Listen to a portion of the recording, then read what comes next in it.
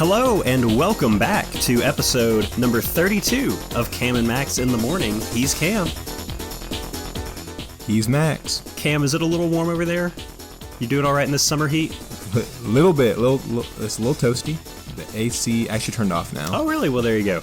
It's all right. Cam was talking about how he had his air unit going. All right, Cam, why don't you tell me a little bit about some of your movie theater experiences? Last episode you mentioned when you went to the Sheep Detective, somebody just talking the whole time, and then they left. Or no, this couple, I think it was. Yeah, and then they left before, like, the resolution. Yeah. I don't know. Like, those are the big ones. The most recent one. It is just, like, it's awkward because they put me in the situation of having to tell them. So it's rude doubly. One, I think it's rude to talk and to be disruptive during the movies. But also, you're doing like a social injustice by making me have the onus to tell you to stop. And that's just awkward for me. I don't want to do that. You should be circumspect enough to say no. Also, what's the movie I saw? I can't remember. It was this little kid who was coughing the whole time. And after was the last episode where I said, like, when have you coughed? Like, how often do you cough, Oh, like how often do you have just, like, an insatiable cough? Because you were talking about during, like, the a choir performance. Yeah, so similar vibes. This girl, like, after 2, it's like, okay, I'm going to get out and go, or I'm going to drink water or something.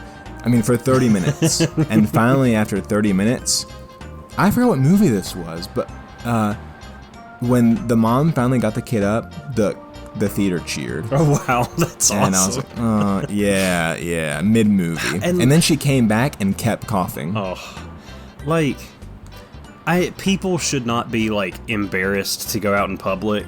However, on the same token, some people don't feel shame. Some people should be. And they should. I mean, I'm 100%. That's a very, like, I don't want to say elitist. I think that's the best word for it. Oh, it was Project Hail Mary the first time I saw it. You've seen it multiple times? Yeah, I saw it twice in theater. Here's my text for, like, when this happened to someone. I said, an 8-year-old or so who looked like a twin, fun fact, for the last 45 minutes. Oh, don't cough now. I'm sorry. For the last 45 minutes of the movie, I timed it, she coughed. Half an hour into that, her mom said loudly, try some water. And after another few minutes, they went back out in the hall. We cheered. They came back, kept coughing. I was like, are you kidding me? Try some water is wild. That's crazy. Yeah, like, after half an hour. And it was a really good movie. The guy I was with, there's a song in Project Hail Mary that she sings Sign of the Times by Harry Styles. And oh, yeah, that's a good song. My friend with me was like, I thought that was maybe part of the song in the background of the movie or something. I was like, no, it was just this rude little girl.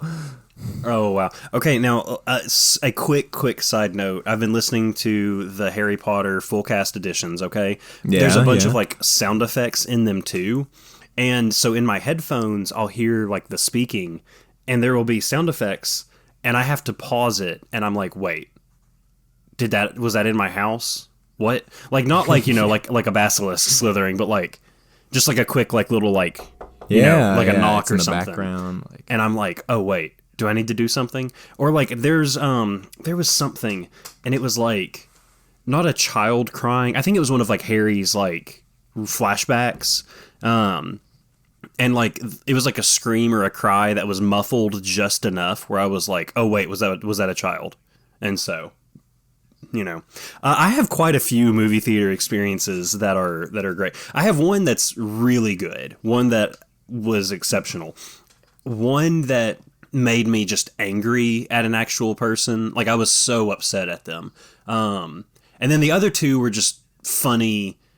One of them's not so much funny, but we'll get to them. So the one that actually made me angry, we went to go see Toy Story 4 in theaters, and we were on like the top row, which is fine. Like, I used to like sitting on the front row. I don't know why. I think I was a really dumb kid, but now I'm like, put me at the top row, like the aisle seat. Oh, I love it.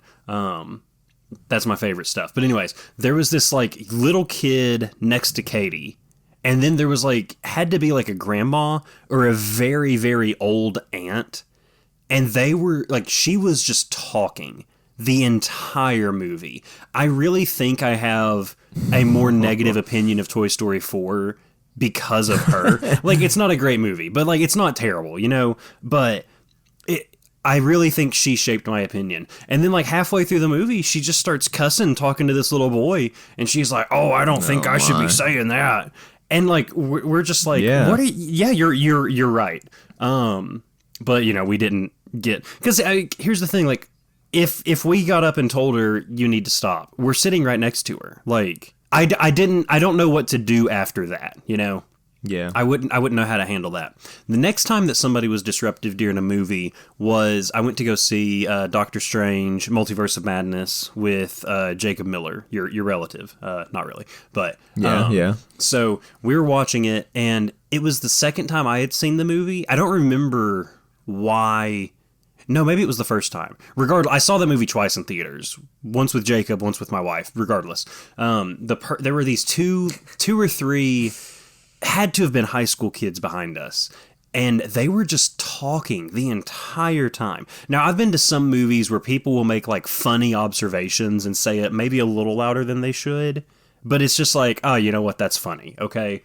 Like I can let one or two slide if you do that very sparingly. But they were just talking loudly the entire time. And this person in front of us got up, went out of the theater, and came back in about 5 minutes. And after about 2 or 3 more minutes, there was this person that was a movie theater employee. And this is just the row behind us. And she's talking like, you will be asked to leave if you do not stop making noise right now. And I mean, I love it. Honestly, we were ready to cheer. And then after that, the kids stopped. And so it makes me wonder, and they didn't leave like... Yeah.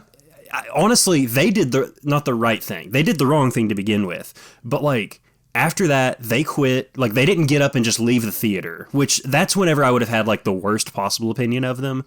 But they salvaged which I have no idea who these kids are. Yeah. But you know, like after they were told, hey, stop, they were like, oh, yeah. I'm sorry. And then they stopped. And then like after the movie, they just, you know, they went out like what you're supposed to do after a movie. And so... You know, I'm not saying they definitely didn't do the right thing, but another one was I went to go see Sonic the Hedgehog 3 in the Cookeville movie theater. This was just 2 years ago, okay? And there was this grandpa and like 2 grandkids and maybe the mom or something, and the kids were talking a little bit, but like it depends on how frequent the kids are talking and how old the kids are, and if it's about the movie. Like...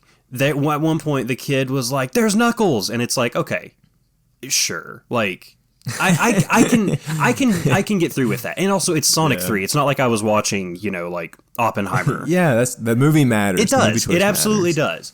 Like if the grandma and the kid during Toy Story 4 had been like, "Oh, there's Buzz Lightyear again," it's whatever, sure. But then like halfway through the movie, the grandpa was like, I don't understand what's happening in this movie with these animals. Why did y'all want to come see this? And I mean, it was amazing. It was hysterical. It was great. Now, my best movie theater experience, I'm pretty sure I've told you this one, because it involves your brother-in-law, okay? So, we're at a wedding in Atlanta, Georgia, and we go to see X-Men Days of Future Past, okay? First off, this was the like biggest movie theater I've ever been to. It was in some mall in Atlanta. It was huge. Okay. It's Atlanta. I don't know how many rows are in a typical theater, but this one had like double that. Okay. So it was your brother-in-law, me, and then a few other people. Okay. Now there was an empty seat next to Capshaw. Okay. Now, this guy walks in, and he has a duffel bag, which all of us are... All of us are immediately like, oh no, like, what's happening? Which, like, if somebody walks in with a backpack, sure. But, like, a duffel bag is a little just like, okay. And, like, you don't want to just assume the worst of people. However, okay? I do. He sits... No, in a movie theater, I'm constantly, like... checking like if anybody gets up at any point, like I'm clocking them like as they exit, be it like I'm doing everything. He sits down next to Capshaw, and he had to have been on some kind of spectrum. Okay, he was not loud, but during the trailers, after every one, he'd be like, "Man, that looks so cool" to Capshaw, and your brother-in-law was just like, "Yeah, it looked really cool." I mean, he was just being friendly with him. At the end of the movie, he looks over at us, and he talked a little bit during the movie, but it was mainly like, "Oh, that was awesome." He'd laugh like exceptionally like hard during funny moments, harder than what the moment warranted, you know. And at the end, he looks over and he's like, "Guys, that was so awesome. I can't wait to see what they do in the next movie." And then he walks out.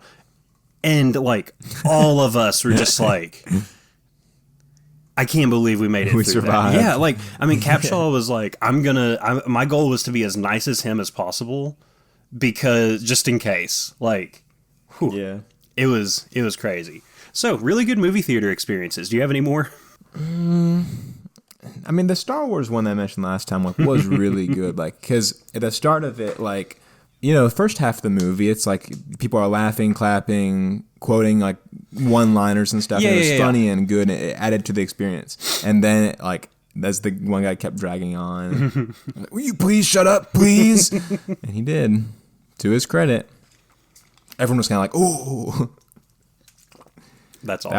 That was I think the busiest theater I've been in. That was packed. It was fun. I remember you sent me the picture of you and Blake at that theater at the same time, and I was just like, "Oh, cool. Well, there you go." Okay, so pre-owned media. I added this to the show notes literally like 5 minutes, Okay. 5 minutes before we started. Okay, so I made a purchase on Amazon recently, and here is what I received. So I ordered Lego Star Wars 2, the original trilogy, on the original Xbox. Yeah. I already have it on PS2, but for this project, I'm like, you know what, let me pick it up on something different just to have extra. And I knew it was pre-owned, okay? No big deal. What they sent me was this packaging. And I'm a little bummed. Now, They spelled trilogy wrong. what? No, I wrote that. Wait, no. Okay. Oh, wait. Okay, Yeah. I thought it said it IE, not Y there. No, yeah, that so is you a wrote lie. that? Yeah, I wrote that. I wrote that at the top just so I had it labeled. I mean, there's no, on the spine, on anything, there's no label of what this is. It just says Amazon Renewed Certified Refurbished Product. Xbox video game. Like on the inside, with the Xbox logo ripped out. Oh, I mean, it's like a PNG, like straight up. Now the disc actually looks really nice. I didn't send you a picture of that. But, like, there's no booklet.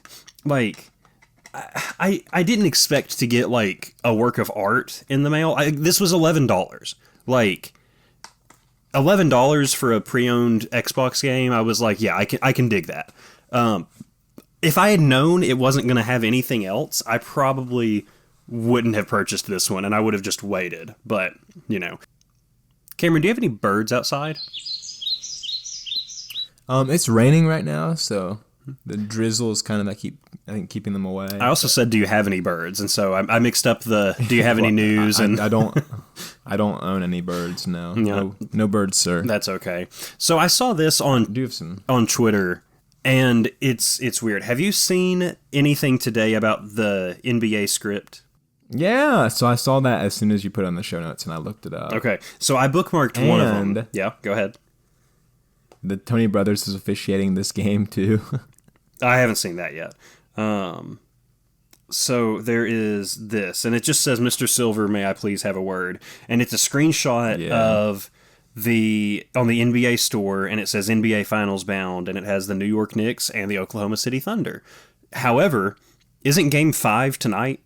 Yes. Like, as we're 8:30. recording, Game 5 of the NBA Finals. Is it tied up at 2-2? No, Western Conference Finals. Yeah, that's, sorry, I jumped ahead. I actually have the script, and so that's why I was, Freudian slip. Is it tied at 2-2 right now? Yeah. Okay. Also, here's the thing. This is a huge nothing burger of, like, controversy, because, like, it's during the finals, like, during playoffs.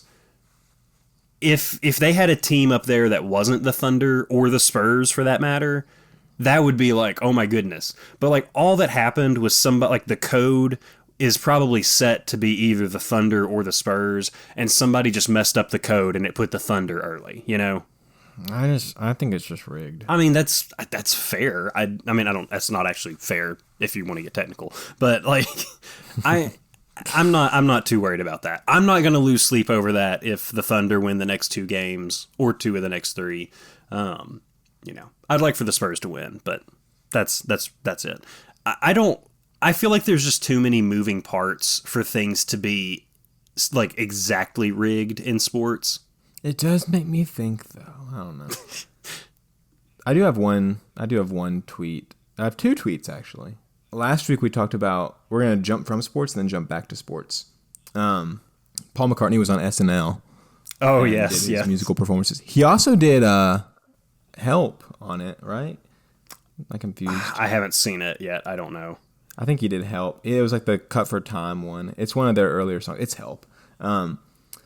And it was kind of cool because Will Ferrell came out with his cowbell, and then Chad Smith was on the drums from the Red Hot Chili Peppers. Yes. It looked the same. So Chad Smith and Will Ferrell look the same. It's scary. It's just kind of weird. It is crazy how alike they look. And they've played on it now for like 15 years or more than that. And there's a video of them like backstage on SNL or just like in between shooting. It reminds me of the framing and the comedic timing of when Trump is like, "You're making sure we're all looking handsome and thin," and it pans over to Kim Jong-un. Yeah. You know that video I'm talking about? Yeah. It's Paul McCartney being surprised by how much Will Ferrell and Chad Smith look alike. And they're talking with each other and, you know, really playing into it. And then it pans over and Paul McCartney is standing looking at them like... He also kind of looks like the grandpa who ate the paint. I'm not familiar with that. Yeah, like his mouth is blue. It's just a picture of the grandpa who ate paint, and his face is all blue and chalky, and he's just standing there like, "Wow, these guys really look similar." Like he can't believe it. He's just baffled. There's something about how still he is. Like he is truly like he's been there for a while. He's just contemplating how similar they look. I have been trying to think of it. There is a meme. It's not this grandpa paint eating meme that you've delivered. It's something similar to that though. Like I have this vivid image in my brain of just somebody just standing there, like as they pan off screen. It might be a Vine, like I know. I feel like no. It's very similar to that. It's very similar to that.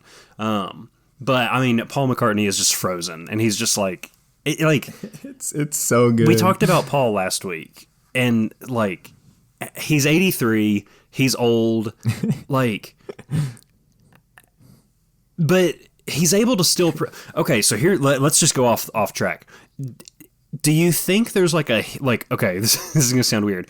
Like a hidden sleeper agent thing in his brain now. Like whenever he's performing, he's on fire. Like he may not sound great, but like he's done these songs so many times over the years that once he starts, I think he's got like it's like a Sundowners type of thing. Like, I mean, he's just old. He's activated. You know? Yeah, he's like activated for the music, and then the music leaves his body, and he's like.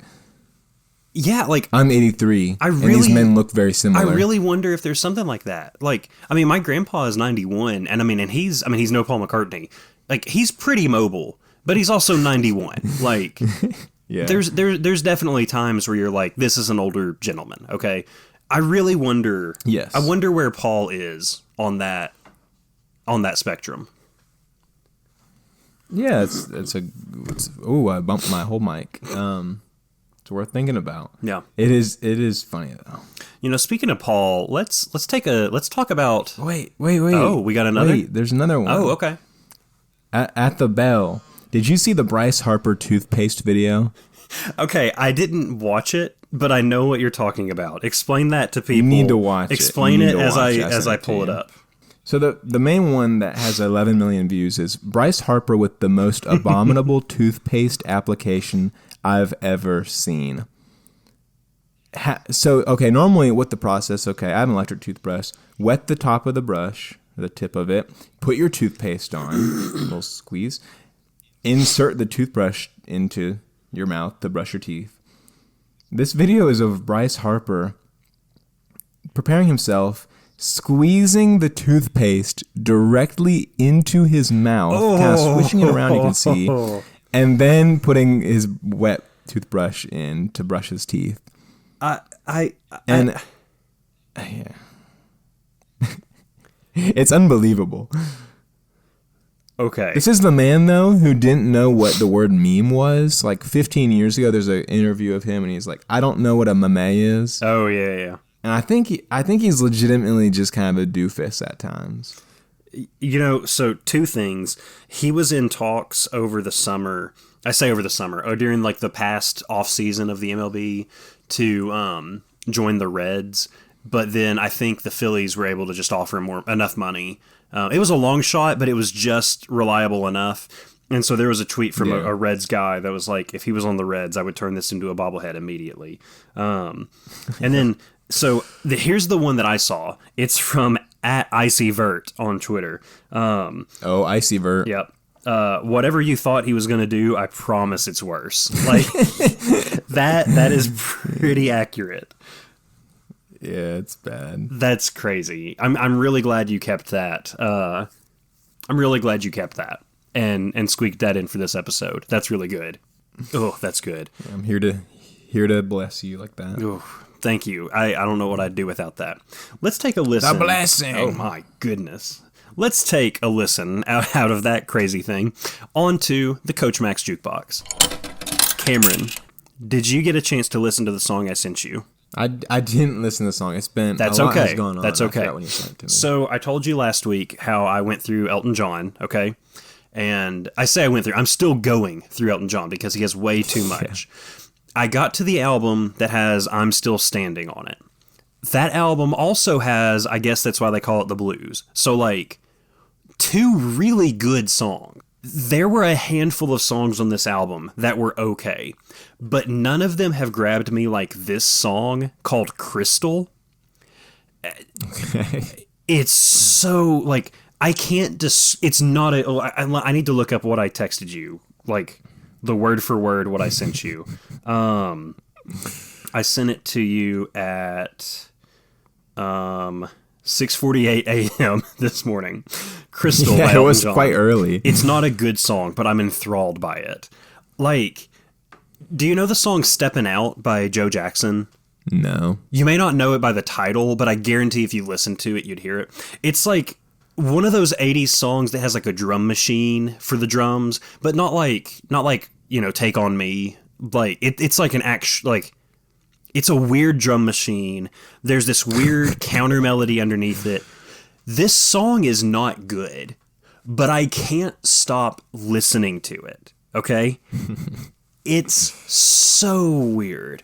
Like, Elton John singing in this really, like, low register, but because of his voice, I'm not musically trained enough for it. It's like he has a bass voice, but he's singing tenor notes, or vice versa.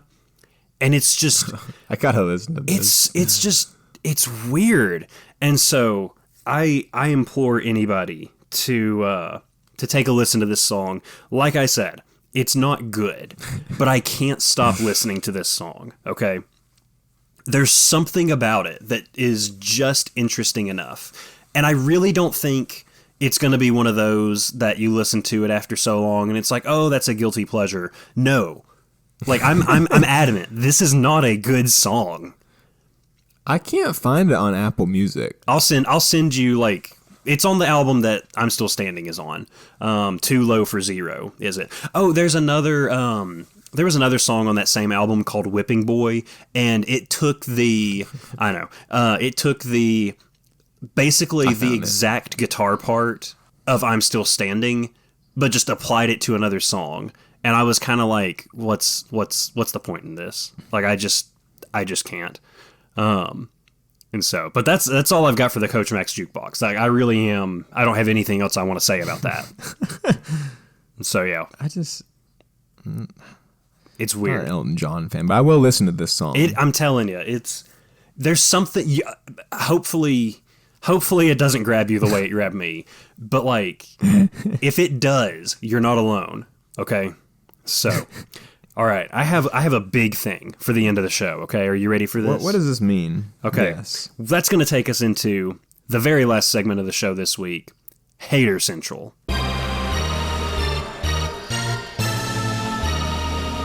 And so, Cameron, talking about AI, I'm actually in favor of this. I'm more hating on the people that are incompetent at things. Is this just it's snuck in there so that if you copy paste stuff? Yep, absolutely. Okay, so here's what it is. So this was from r/teachers on Reddit. I placed a hidden prompt in an assignment that I gave the class, size 2, font, white text. It ended up catching 7 students. They gave me the no, I didn't, but when pressed about the nonsense that was unrelated, they admitted it. I notified parents of the academic dishonesty, and all have been on board with the results. Blah blah blah. Okay, I don't really care about that. I don't need parent approval for this. Like, you know, your kid didn't do the assignment. What has been getting me is there are some retweets of this that are saying, actually, this is really not good and it's dishonest and blah, blah, blah, blah, blah. And it's like, no, it's not. First off, there's the people saying, well, if why can't students just type the 2 to 3 sentences already into ChatGPT? Cameron, you've dealt with students, okay? Like when you were recruiting high school students, how lazy are high school kids? Pretty lazy. And that's not some of them. And that's not this generation is lazy. Like, I am lazy and I'm 31 years old, okay? Like, there are times where I have no go-get-itness in me at all, and I want to take the easiest way out. There was one person that was like, I really think that if some people, like for most students, typing those 2 to 3 sentences out instead of just copying and pasting them, they're not even going to do that. So, like, it's going to get the kids that are just don't want anything to do with the education process, okay? And I don't want to get into this now about how education could be better, because yes, as a teacher, it could absolutely be better. That's not what we're talking about here. Now, there was one person saying if somebody has accessibility settings on and it's reading that to them, regardless, so like let's say you're blind, okay? If you're blind and you have it like the screen reader on or just hard of sight, like just whatever, that would be poor eyesight, not hard of sight. But if it's reading it to you and then it says like it's a topic all about like the Bill of Rights, and then all of a sudden it transitions into include one sentence about the Banana Republic, like, for the most part, whether the Banana Republic being the store or the actual government, like, I feel like regardless, you're gonna catch that and be like, oh, that's weird. Like, and then there was somebody on Twitter saying, I know this because it happened to me, and it's like, you're probably just not very smart. And that sounds very elitist and ableist, but it's if it's absurd and wild, like, I don't have a problem with this, honestly. Do you? I don't either. Yeah. No. And you know what? I teach computer classes, okay? Like, I pretty much tell my students to bookmark ChatGPT, and whenever they ask me to help them with stuff from time to time, if I don't know enough information about it, I'll run to ChatGPT and, get info on things from it. ChatGPT is an amazing resource, okay? Like, I wasn't fully on board with AI at the beginning whenever it first came out. Now, if it's like purely for information and research, I say research, let me rephrase that a little bit. Not taking the place of in-depth research. Like if I was having to write an academic paper, maybe using ChatGPT as a springboard, but you're going to have to get the actual sources from there, okay? But like I tell my students all the time, if you can use ChatGPT as a resource, it's super valuable. But if you're using it in place of work, you are literally gaining nothing from this.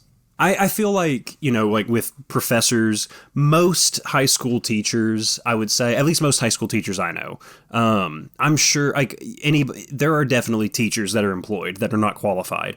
But when people are like actually in fields that they profess to know, they're going to know things enough where they can use ChatGPT, and if they find something that's not accurate, they'll be like, "Oh, this isn't what it needs to be." But I'm definitely on board with, putting this fake prompt in it. I actually, I don't know if my my undergrad degree can be revoked. This is before AI. But to make the size of one of my papers larger or like longer or whatever. And I mean, and here's the thing. It was just me being lazy. I should have written 2 more sentences. Okay. I probably went to more work doing this than actually just writing 2 sentences. Okay. But, I changed it wasn't on, maybe it was to get a word count. I don't remember. I think it might've been on a discussion board question. And what I did was I typed just like a handful of words at the very end and then changed the font to something. But whenever the post went live, the background that the text was on was not white. And so like it was like a gray, like a light gray thing. So it was like just barely noticeable, but you could see some just white text words just floating off in the nowhere. And I was like, oh no. I still got my degree though. We're good. I still claim to be a professional. And because I've done that, I can talk with my students and be like, look, I did this. I'm not proud of it. Don't do this. Put in the work. It's not going to kill you. I promise. I agree. I think it's funny. I'm all on board with it. I don't ever, I mean, like, because I'm on, my kids are on computers, I don't have a lot of like free response things for them. Because a lot of the time, I mean, I see them just copy and paste it over. And there's times where they're like, I don't really understand what this means. And I'm like, well, copy paste it into ChatGPT, ask them to explain it. But like, if I explain it to them and they are just like, I still don't get what you're saying. And I'm like, well, here's what you can do, instead of just, because they want me to just give them an answer. That's what it boils down to. They just want an answer. And so if them putting a little bit of work by putting it into ChatGPT as their work, I can deal with that. Now, if it's my classes of students that want to go into a computer science field, that's when it's a little more just like, buddy, come on. Do a little bit of work on this. Yeah. Well, that's going to bring the show to an end. A little bit of a shorter show this week. Do you have anything else you want to add? Quaint one. Be a good movie theater patron.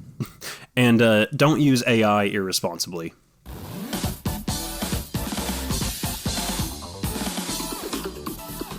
Thank you for listening to the show this week. Be sure to listen each week on Spotify and now on YouTube. Let us know what you thought of the show. You can reach out to us on Instagram at Cam and Max Show. That's all one word, Cam and Max. If you have something you want to hear on the show, be sure to talk to us on Instagram. Oh my goodness, Lily Jo knocked on the door. Good grief, do you hear that? Oh my goodness, we're under attack. Okay, he's been Cam. He's been Max. And we will see you later.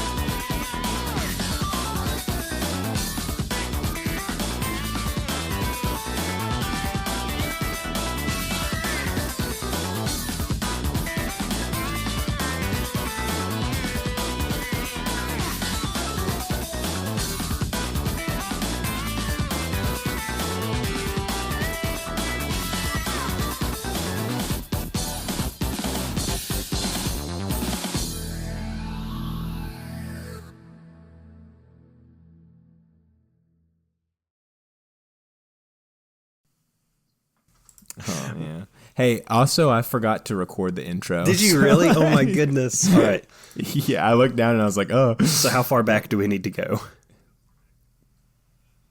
Just the intro. Okay. I mean, so are you recording it? I think you started talking about odds. Okay, cool. Yeah, where am I recording? I think you started talking about odds and ends, and I was like, oh. Okay, well, we can do it. I'm glad you caught it now. All right.